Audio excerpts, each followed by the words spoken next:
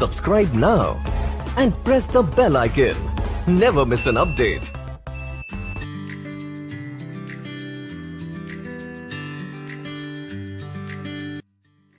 Hello friends, તમારું સ્વાગત છે મારી ચેનલમાં. આજે આપણે બનાવીશું ઘઉંના લોટમાંથી બનતા તીખા અને એકદમ સ્પાઇસી ચિલ્લા.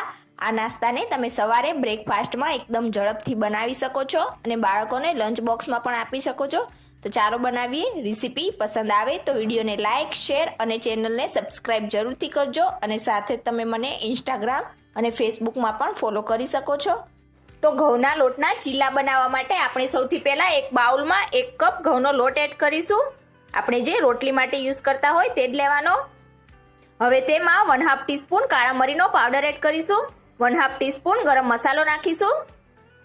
સ્વાદ પ્રમાણે મીઠું એડ કરીશું.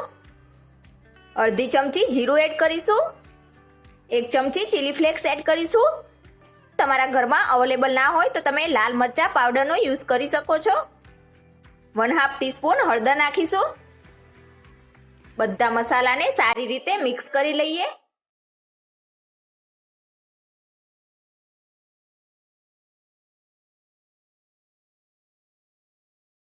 સારી રીતે મિક્સ કરી લીધા બાદ હવે તેમાં 1 કપ જેટલું પાણી એડ કરીશું.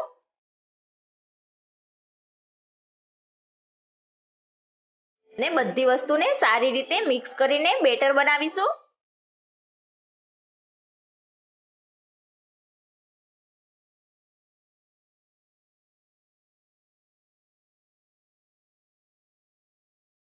તો અત્યારે આપણે આમાં 1 કપ જેટલું જ પાણી એડ કર્યું છે. બીજું આપણે પાછળથી એડ કરીશું.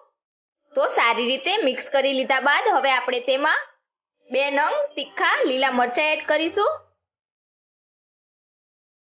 મરચાં એડ કર્યા બાદ 1 નંગ છીણેલું ટામેટું એડ કરીશું. 1 બાઉલ બાફેલા બટાકાને છીણીને એડ કરીશું. હવે બધી વસ્તુને પહેલા સારી રીતે મિક્સ કરી લઈએ.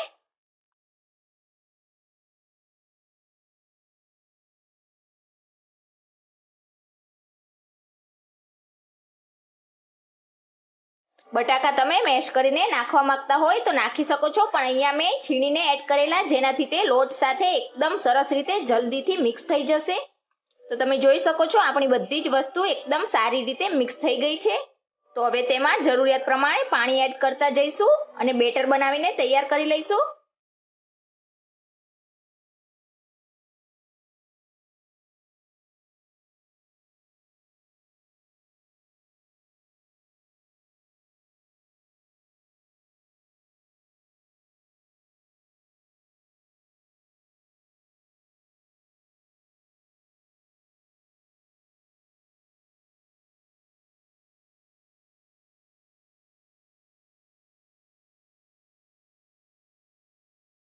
તો તમે જોઈ શકો છો ચીલા બનાવવા માટે આપણું બેટર એકદમ પરફેક્ટ બનીને તૈયાર થઈ ગયું છે. તો હવે તેમાંથી ચીલા બનાવી લઈશું. તો અહીંયા મેં એક નોનસ્ટિક તવાને ગરમ કરવા માટે રાખેલો. ગરમ થઈ જાય એટલે તેમાં થોડુંક તેલ સ્પ્રેડ કરી દઈશું.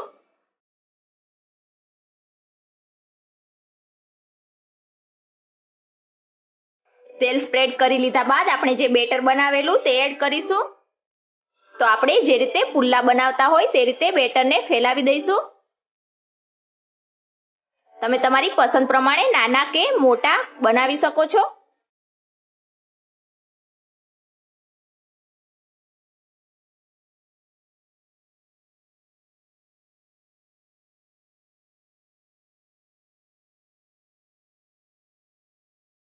આપણે તેને તરત નથી પલટવાનો. કિનારી થોડીક ગોલ્ડન બ્રાઉન કલર જેવી થવા લાગે ત્યારબાદ આપણે તેને પલટીશું. ઉપરથી પણ થોડુંક તેલ એડ કરી દઈશું.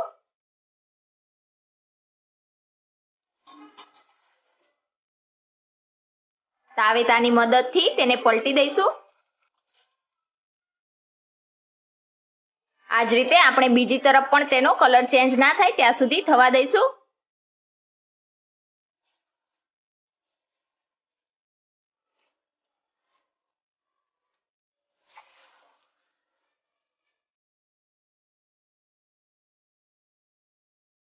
તમે જોઈ શકો છો આપણા તીખા અને ચટપટા ચીલા બનીને એકદમ તૈયાર છે. તો આ જ રીતે આપણે બીજા પણ બનાવી લઈશું.